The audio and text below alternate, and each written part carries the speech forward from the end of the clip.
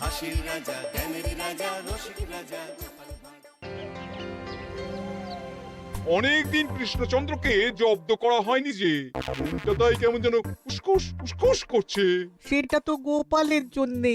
গোপালই তো মুশকিল আসান হয়ে সব সামলে দেয়। প্রতিবারে সামলে দেয় বলেই কি আর এবারে সামলাতে পারবে? না না না না না, এবার কৃষ্ণচন্দ্র জব্দ হবেই হবে, তবে একটু অন্যরকম ভাবে। আপনার কথাটা তো কেমন অন্যরকম শোনাচ্ছে জাহাপানা। তাহলে তুমি শোনাও। কি জাহাপানা? আমার কত ধনরত্ন আছে সেটা কি তোমার জানা আছে উজির? না জাহাপানা, তবে জানার আগ্রহ আছে বিস্তর। শুধু তোমার কেন, আরো অনেকেরই আগ্রহ আছে শুনলাম, আর সেটা যতক্ষণ না জানা যাচ্ছে ততক্ষণ মনটা কেমন খচখচ খচখচ করে। করে বই কি, এই তো প্রশ্নটা শোনার পর থেকেই আমার মনটাই কেমন একটা উসকুস উসকুস করতে শুরু করে দিয়েছে। আমার হাতে একটা অস্ত্র চলে এসেছে এবার, তাই আমি এমন এক প্যাঁচ কষবো যে কৃষ্ণচন্দ্র মনে মনে কিছুতেই শান্তি পাবে না। আর তাকে অশান্তিতে রাখতে পারলে আমার যে কি শান্তি কি শান্তি, কি বলবো।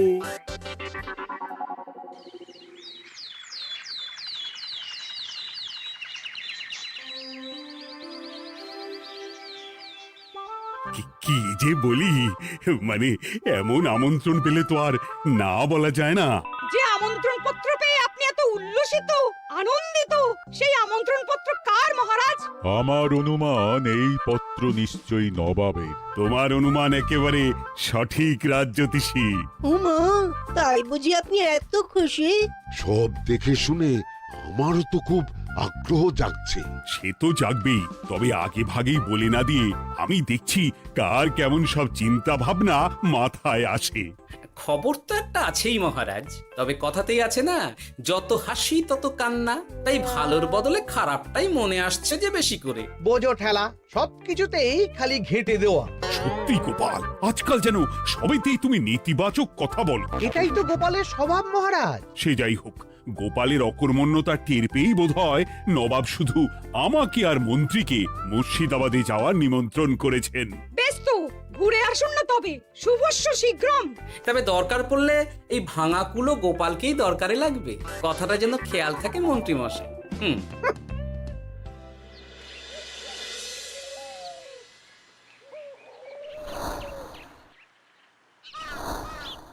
খেয়াল করেছো গিন্নি, আজকাল আমি কেমন কথায় কথায় গোপালকে চুপ করিয়ে দিচ্ছি।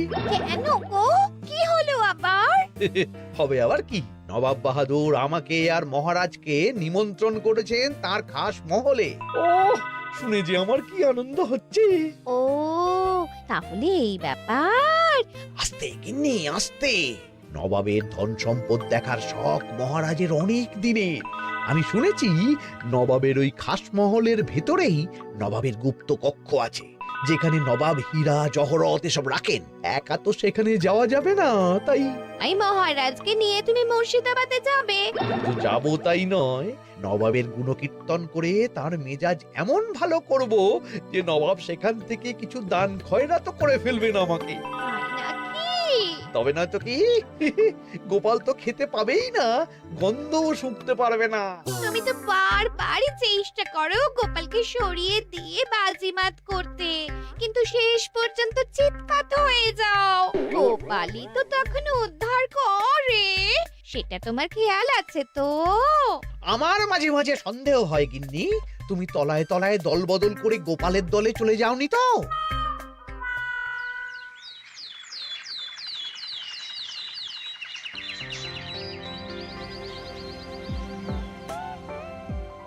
এবার বুঝলে তো দাদু, আমরা কিন্তু তোমারই দলে।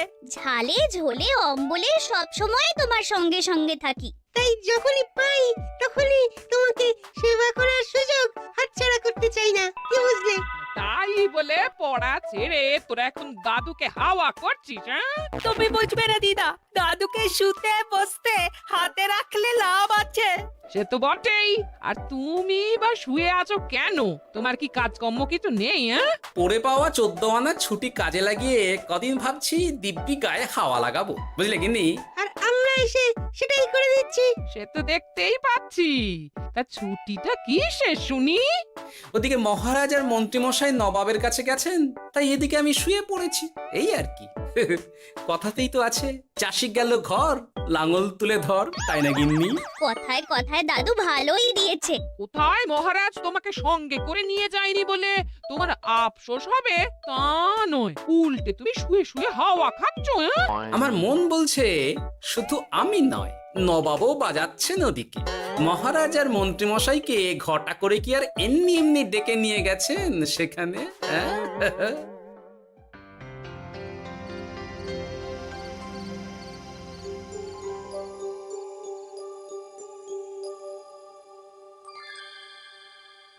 ডেকে নিয়ে এসে নবাব যে ঠিক কি করতে চাইছেন সেটাই তো বুঝতে পারছি না। অত বোঝার কি আছে মহারাজ? খাবো, শোবো আর গুপ্ত কক্ষে ঢুকে নবাবের সঞ্চয় দেখব, তাহলেই তো হবে। তাই কি আর হবে কে জানে। না না, জানতে তো আমাকে হবে। এখানে এসে তোমাদের কোনো অসুবিধা হচ্ছে কিনা সেটা আমাকে জানতে হবে না? আপনি কিচ্ছু ভাববেন না জাহাপানা, ব্যবস্থা সব করাই আছে। না না, এমনিতে কোনো অসুবিধে নেই, তবে একটা অস্বস্তি হচ্ছে বটে। আসলে মহারাজ বোধহয় মনে মনে ভাবছেন নবাব বাহাদুর নিশ্চয়ই তাকে ডেকে এনেছেন তার গুপ্ত কক্ষে কত মণিমাণিক্য ধন সম্পদ আছে সেটা দেখানোর জন্য। তাই নাকি? মানে এখানকার হিরে সেখানকার চুনি, অমুক দেশের পান্না তমুক দেশের মুক্ত। শুধু কি তাই, আরো কত কি। হ্যাঁ হ্যাঁ, সেগুলো যতক্ষণ না দেখতে পাচ্ছেন ততক্ষণ মহারাজ ঠিক স্বস্তি পাচ্ছেন না। এই যে কৃষ্ণচন্দ্রের যে আমার ধন সম্পদ দেখার প্রবল ইচ্ছে আছে সেটা আমার ভালো মতোই জানা আছে। তবে সবাইকে তো সবটা দেখাতে নেই, আর সবার জন্য সবটাও নয়, তাই না? তাই কি জাহাপনা? তাই গুপ্ত কক্ষের ভেতরে কি আছে সেটা না হয় না দেখাই থাক। না না, তোমরা বরং খানা পিনা করো গিয়ে, হ্যাঁ, বিশ্রাম নাও। উজিত তোমাদের খেয়াল রাখবে, কেমন? এই রে, এটা কি হলো? কি আবার হবে? তোমার পাল্লায় পড়ে মান সম্মান সব গেল। এর থেকে আমার কৃষ্ণনগরই ভালো।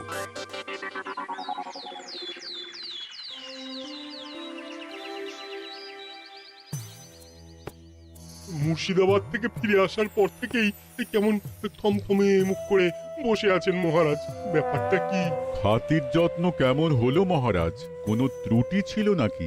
না না, তেমন কিছু নয়, তবে যে উদ্দেশ্যে নবাবের কাছে যাওয়া সেটাই তো সফল হলো না। গুপ্ত কক্ষে ঠিক কি কি ছিল সেটাই তো জানা হলো না, তাই না মহারাজ? উদ্দেশ্যটা আসলে কার ছিল সেটা আমি এখন ঠিক বুঝতে পারছি। তোমাকে আর সাফাই দিতে হবে না। সেই বুঝবেন, তবে দেরিতে বুঝবেন। কি আর করা যাবে, ফলে যা হওয়ার তাই হবে। না না, তাই বলে নবাব যেভাবে তার গুপ্ত কক্ষে ঢুকতে না দিয়ে আমাকে অপমান করেছেন সেটা আমি মোটেই মেনে নিতে পারছি না। মহারাজের এই অপমানের শোধ তুলতে পারে একমাত্র গোপাল, আমি নিশ্চিত। ঠিক বলেছেন, গোপাল যদি দেয় কোনো চাল তাহলেই নবাব হবেন নাকাল। না না, এর মধ্যে গোপালের ঢোকার কোনো দরকার নেই। এটা মহারাজ আর নবাবের ব্যাপার। তুমি চুপ করো, কে কোথায় ঢুকবে সেটা আমায় দেখতে দাও। এখানে আর দেখার কি আছে মহারাজ? নবাবের মুখের ওপর তো আর কিছু বলা যাবে না। তুমি বলো গোপাল, সুযোগ পেলে তুমি নবাবকে পাল্টা শিক্ষা দিতে পারবে কিনা?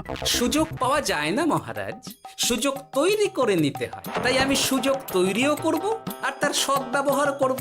আর এটাও বলে রাখছি, নবাবকে নাকাল করে সুদে আসলে আপনার অপমানের বদলা নিয়ে তবে ছাড়ব।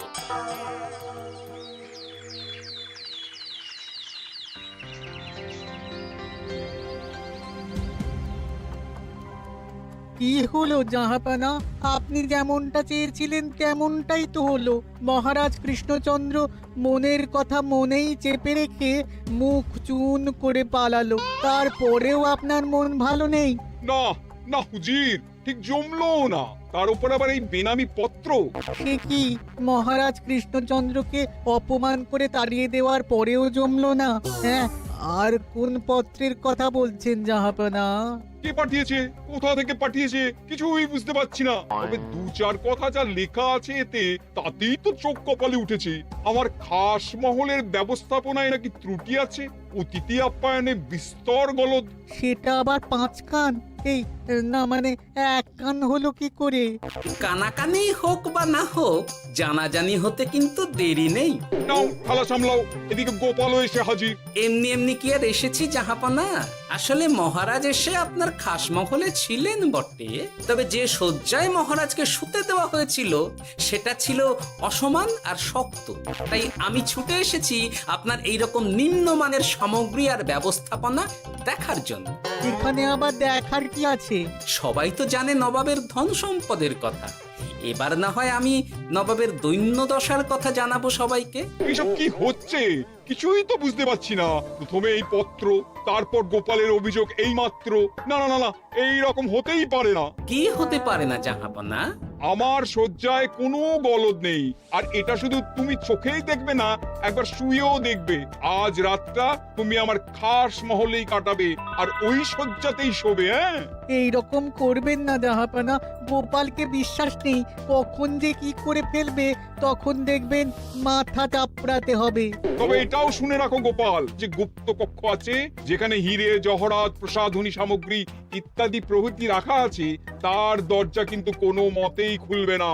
সত্যি কথা বলতে কি, সেই গুপ্ত কক্ষ দেখার স্বাদ আমারও ছিল বটে, তবে কি আর করা যাবে, নবাব যেমন বলবেন সেটাই মেনে নিতে হবে। তবে মনটা আনচান করবে, এই আর কি। যাক, গোপালের মনের মধ্যেও অস্বস্তি ঢুকিয়ে দেয়া গেছে তাহলে। বাবা, ছুঁচ হয়ে ঢোকার সুযোগ পেয়েছি, এবার ফাল হয়ে বেরোবো।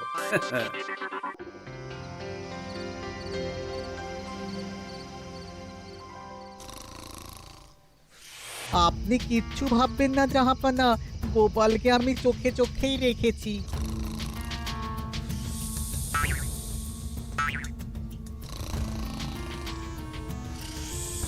কিন্তু দেখে তো মনে হচ্ছে গোপালের শুতে কোনো অসুবিধা হচ্ছে। তা কি করে হয় জাহাপানা? অবশ্য কায়দা করে গোপালের মনে যে গুপ্ত কক্ষের ভাবনা ঢুকিয়ে দিয়েছেন, হতে পারে তার জন্যই সে আনচান করছে।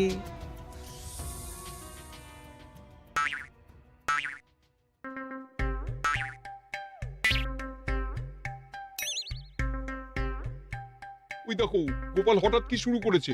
তাই তো, কিন্তু কি করতে চাইছেটা কি? কি হলো গোপাল, কিছু বলবে নাকি? এ কি, আমি কোথায়? ও, এটা তো রাসমহলই মনে হচ্ছে। এখানেই তো তুমি ছিলে, কি মুশকিল। আচ্ছা, তোমার অসুবিধাটা ঠিক কোথায় হচ্ছে বলো তো? না না, শুতে তেমন কোনো অসুবিধা বোঝার আগেই তো অন্য অসুবিধে শুরু হয়ে গেল। আসলে সত্যি সত্যি তো আর গুপ্তকক্ষে ঢুকতে পারিনি, তাই স্বপ্নে ঢুকেছিলাম মনে হলো। তারপর সেখানে ঢুকেই দেখতে পেলাম বস্তা বস্তা ধনরত্ন। আমি তো সেই বস্তার ভেতরে হাত ঢুকিয়ে সেগুলোকেই 2 হাত দিয়ে তুলছিলাম। এবার তো বুঝতে পেরেছো যে তুমি স্বপ্ন দেখছিলে। এবার ঠিকঠাক ঘুমো তাহলে।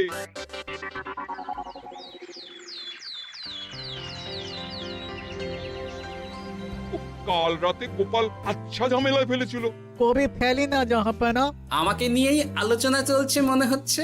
ভুল কিছু মনে হয়নি, সে যাই হোক, এখন বলো দেখি খাস মহলের সজ্জাটা কেমন ছিল কাল রাতে? সে আর কি করে বলি জাহাপনা, স্বপ্ন দেখার চক্করে ঘুমের দিকে তেমন মন দিতে পারিনি যে। গোপাল মানেই গোলমাল, আবার বাহানা দিতে শুরু করেছে। তাই বলছিলাম কি, আর এক রাত না ঘুমোলে ঠিক মতো বলতে পারবো না। বেশ তো, আর এক রাত থাকো না হয়, তবে আমারও একটা শর্ত আছে। আগের রাতে তুমি স্বপ্নের ঘরে যা কাণ্ড ঘটিয়েছো না, তাতে জাহাপানা খুব বিরক্ত, বুঝতে পারছো নিশ্চয়ই। বুঝেছি তো, তবে যে কোনো শর্তেই আমি খাস মহলে শুতে রাজি।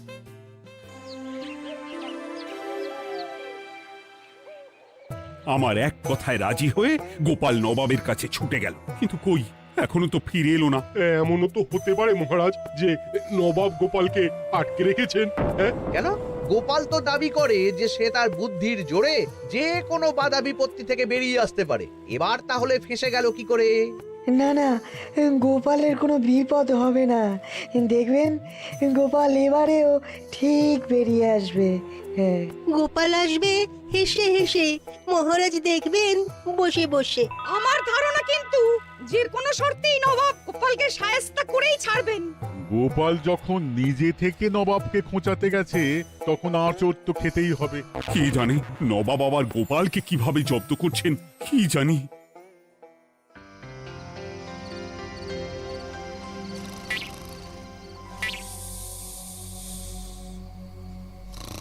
ব্যবস্থাপনায় কোনো ত্রুটি নেই জাহাপানা, তবে আজ গোপালকে না আচ্ছা জব্দ করা হয়েছে জাহাপানা।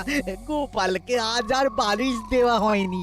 এমনটাই তো নির্দেশ দিয়েছিলাম। দেখি আজ মনে হচ্ছে গোপাল বিশেষ ট্যাপও করতে পারবে না। কিন্তু এ কি, গোপাল যে আবার উসখুস করছে। তাই তো দেখছি। এক্ষুনি গোপালকে ঘুম থেকে ডেকে তুলে দিতে হবে, না হলে আজ আবার একটা অনিষ্ট করবে। না না, আজ আর কিছুই করতে পারবে না, বালিশই তো নেই।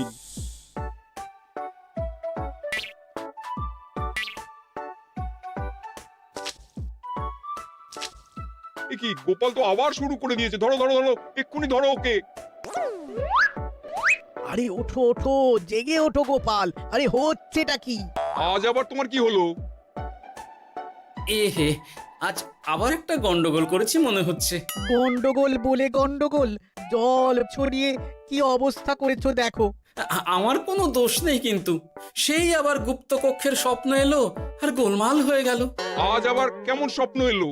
গুপ্তকক্ষের যেদিকে আরব আর পারস্য দেশের আতরের সম্ভার ছিল, স্বপ্নে সেই দিকে ঘুরছিলাম আজ। সেগুলো ছড়িয়ে ছড়িয়ে দেখতে দেখতেই স্বপ্ন ভেঙে গেল। বটে, দাঁড়াও, কাল সকালই তোমার ব্যবস্থা হচ্ছে।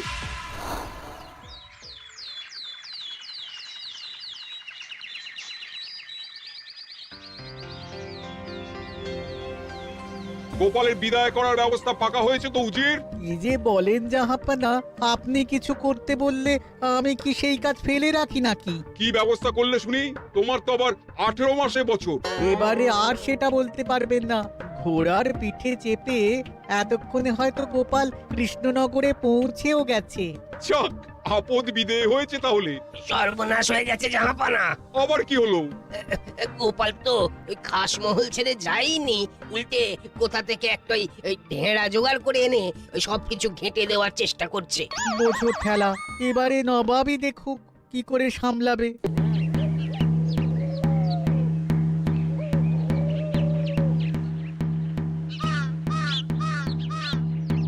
শুনুন শুনুন শুনুন। আরে আরে আরে, আরে কি শোনাচ্ছটা কি গোপাল? এখনো শোনাইনি, তবে শোনাবো শোনাবো ভাবছি। সবাইকে জানাতে গেলে এই ঢাড়া পেটানো ছাড়া আর উপায় কি? কিন্তু জানাবেটা কি? এই যে নবাব যে অতিথিদের ডেকে এনে তাদের নিশ্চিন্তে ঘুমোতে দেওয়ার ব্যবস্থা করতে পারেন না, এটা তো সবার জানা দরকার। কি বিপদ! না না না না, এই বদনাম নিয়ে আমি গোপালকে কোথাও যেতে দেবো না। তাহলে কি করতে হবে জাহাপানা? আজ ও রাতে গোপাল খাস মহলে শোবে। এই তো এবার পড়েছেন গোপালের জালে।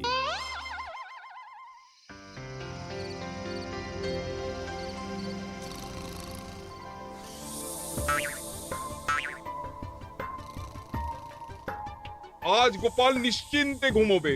স্বপ্ন অস্বস্তি হওয়ার মতন কিছুই হবে না আজ।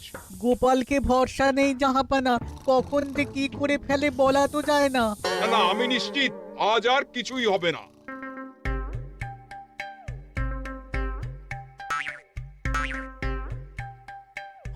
হবে না বলতে বলতেই হতে শুরু করেছে জাহাপানা। আরে ওকে গিয়ে চেপে ধরো এক্ষুনি। ঘুমের ঘোরে আবার কি করছো গোপাল? এবার আবার কি হয়েছে? আবার কি স্বপ্ন দেখছিলে নাকি? কি মুশকিল হলো বলুন তো দেখি। গুপ্তকক্ষে ঢুকতে পারিনি, কিন্তু তার স্বপ্ন দেখা তো থামছে না। তার মানে? আজ স্বপ্নে দেখছিলাম গুপ্তকক্ষের একদিকে দামি দামি রেশমি কাপড়, মসৃণের বিপুল সম্ভার, ওই সেগুলোই টেনে টেনে দেখছিলাম আর কি। তাই বলে পর্দা ধরে টানাটানি করতে হবে? ওই দেখুন, ওগুলোকেই তো মসলিন ভাবলাম। না না না না, এবার আমি মনে মনে স্থির করে ফেলেছি এই ঝামেলা থেকে বেরোবার একটাই উপায়, আর সেটাই এবার আমি করব।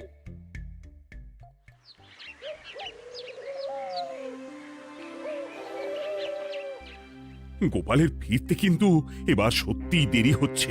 দেখুন, হয়তো গোপাল বেশি বাহাদুরি দেখাতে গিয়ে ফেসে গেছে। হেসে নয়, এই যে কেমন হেসে হেসেই এসেছি দেখুন। এই তো গোপাল ফিরে এসেছে। শুধু ফিরেই আসেনি, তার সঙ্গে আরেকটা সুসংবাদও নিয়ে এসেছি। হ্যাঁ, সেটা আবার কি? আমার প্যাঁচে পড়ে নবাব শেষ পর্যন্ত বাধ্য হয়েছেন গুপ্তকক্ষ খুলে দিতে, সঙ্গে কিছু উপঢৌকনও দিয়েছেন। ব্যাপারটা ঠিক কেমন করে কি হলো বলো দেখি। বলছি মহারাজ, নবাব বাহাদুর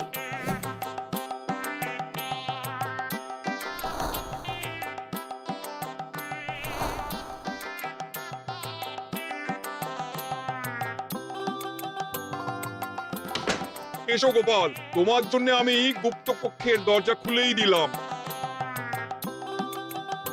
তবে খবরদার, আবার উল্টো পাল্টা স্বপ্ন দেখে ঘুম নষ্ট হওয়ার বাহানা দেবে না। আর কৃষ্ণচন্দ্রকে গিয়ে বলবে তারও আর গুপ্ত কক্ষ দেখতে আসার কোনো বাধা নেই। আর একটা কথা,